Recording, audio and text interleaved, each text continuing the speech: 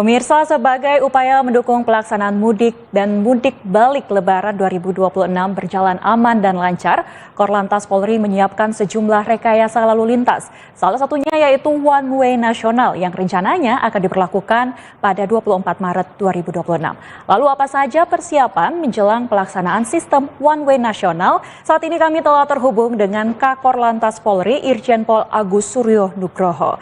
Baik, selamat sore Pak Agus.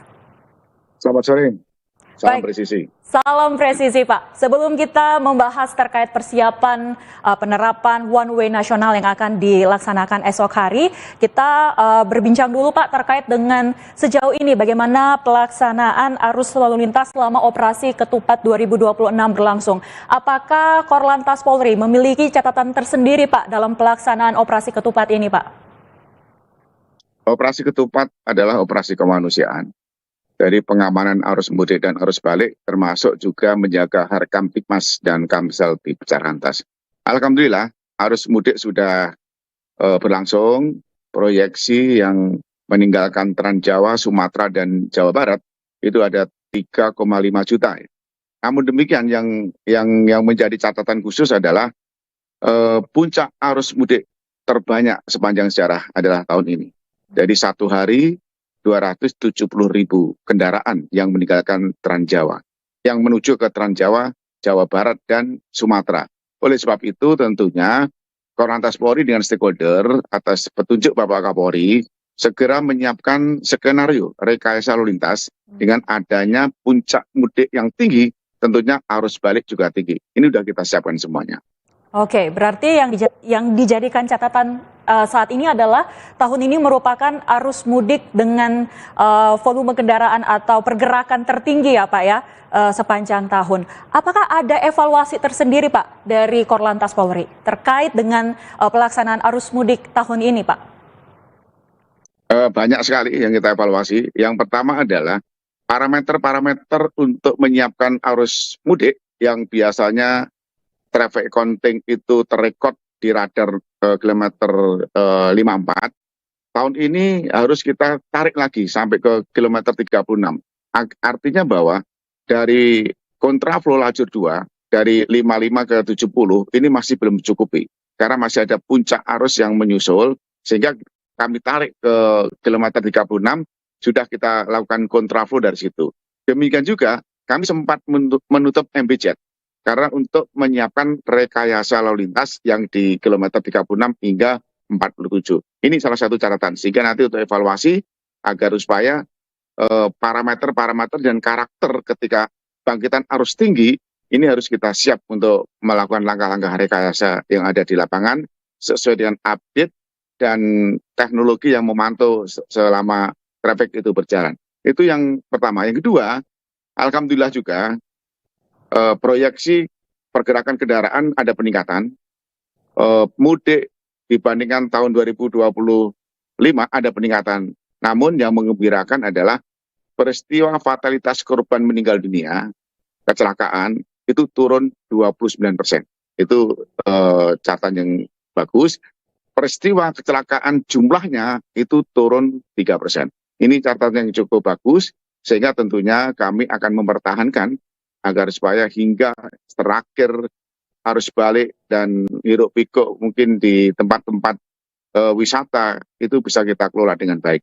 Baik, berarti juga selama pelaksanaan pengamanan arus mudik ini Pak, tidak ada terjadi kepadatan arus lalu lintas ya Pak, karena sudah ada beberapa rekayasa lalu lintas dan juga skema evaluasi yang telah diterapkan oleh Korlantas Polri, seperti itu Pak? Kepadatan ada, puncak arus pada saat arus mudik, tapi terkelola dengan baik ke depannya. Jadi tidak stuck, jadi ada langkah-langkah strategi yang kita lakukan untuk rekayasa lalu lintas sudah kita lakukan dengan baik. Sehingga berjalan dengan terkendali, lancar, apalagi kalau sudah mencapai ke kilometer 70. Langsung one way nasional arah mudik sampai kilometer 414 Kali Kangkung Semarang. Maka dari itu strategi balik ini juga harus kita lakukan langkah-langkah lebih awal. Baik, tentu arus mudik berjalan dengan lancar. Ini sekarang saatnya adalah arus balik. Pak Agus, besok rencananya akan diterapkan one way nasional. Sejauh ini persiapannya seperti apa, Pak? Baik, terima kasih. Kita sudah melakukan analisa-analisa traffic counting bangkitan arus yang mungkin akan terjadi dengan adanya puncak mudik yang tinggi, tentunya puncak baliknya juga tinggi. Kita dengan stakeholder sudah memprediksikan tanggal 23 dan tanggal 24 ada puncak arus. Sehingga sore ini berdasarkan analisa data traffic yang menuju ke Jakarta dan ke Transjawa, untuk yang menuju ke Transjawa sudah mulai kecil, sudah mulai berkurang. Oleh sebab itu, untuk mengawali besok one way nasional arus balik, kami hari ini sudah melakukan tindakan manajemen rekayasa lalu lintas, intervensi, agar supaya arus yang dari Transjawa bisa ketarik ke Jakarta dengan lebih cepat. Itu kita akan melakukan one way lokal sepenggal tahap pertama dari kilometer 263 sampai kilometer 70.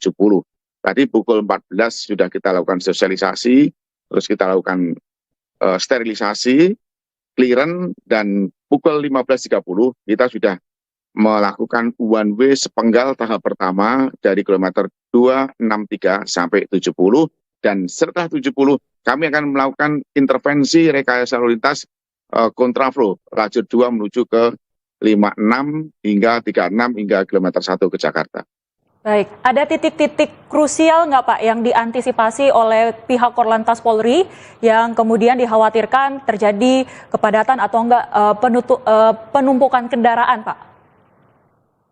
Tentunya banyak yang menjadi catatan khusus. Yang pertama adalah kalau di jalan tol itu rest area. Jadi ketika kita tidak menampung kendaraan yang harus ke rest area, ini terjadi perlambatan. Yang kedua, tol ABC yang akan masuk ke exit intran tolnya Kalikangkung, ini juga harus dikelola. Terus yang ketiga, arus balik yang dari Jawa Barat, ini ada 35%, ini harus kita kelola dengan baik. Dari Jawa Barat yang mestinya harus melintasi Cikampek, ini bisa kita fungsikan jalur tol fungsional di Sadang, di Cipularang. Di Cipularang kita masukkan ke Sadang, ke Delta Mas hingga Setu. Ini yang dari Jawa Barat. Yang dari Jawa Tengah, kami menghimbau kepada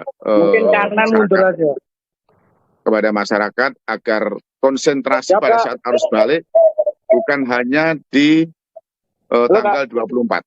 Mungkin bisa pulang di tanggal 25, 26, agar supaya ini bisa terurai, tidak numpuk di tanggal 24 pada saat nanti blackout one way nasional arah balik.